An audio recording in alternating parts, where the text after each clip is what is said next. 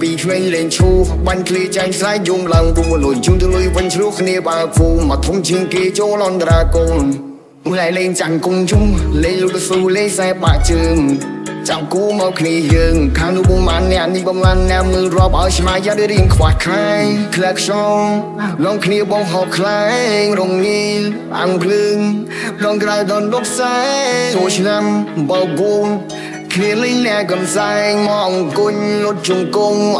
ឲ្យចំមួយកឹងយំងាយថ្លៃគ្រាអាសាបងនឹងរត់យំមិនលៀលដីអានេះបួមកខ្ញុំវាញ៉ាំនោះសៃខ្មៅខ្មៅលេដើមជ្រៃ